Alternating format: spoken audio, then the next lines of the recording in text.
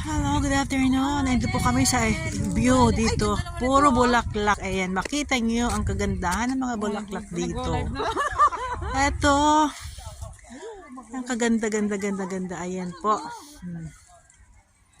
Ito tayo ngayon sa isang lugar ng mga puro flowers siya. Sari-sari mga klase ng mga bulaklak. Ayan po. Naglipa na siya. Ayan.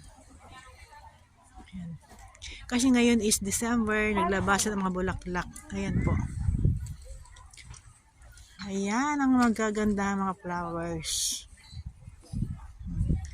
Kulang lang dito yung mga mga jowa, mga walang jowa.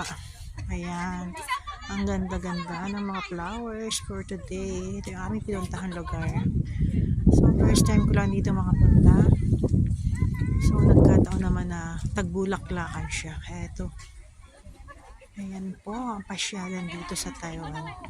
Ito ay sa Shilin.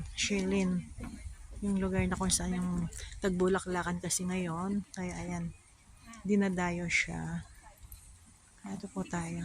Ito, punta natin lahat yung kanilang mga flower.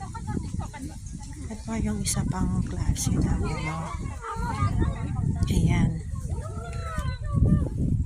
Ganda siya. Kaya nang view niya. Saan? Yung kita to? Sige.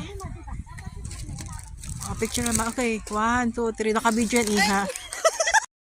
Ito naman ay sa Rose Flower Farm. Ayan. Puro rose siya. Pero hindi masyadong marami ang flowers. Ayan siya. Kukunti lang siya. Hindi compared nung last year na marami talaga. Ito ngayon kukunti siya. Ayan. Konti lang. Pero okay pa rin. Maganda pa rin pasyalan. Ayan.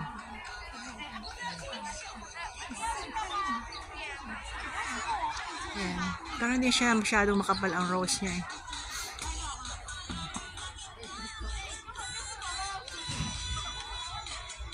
Ayan. Ang flowers for today.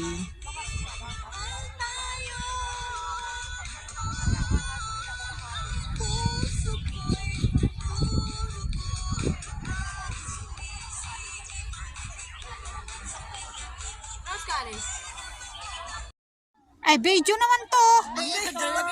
Nasa picture sa photo.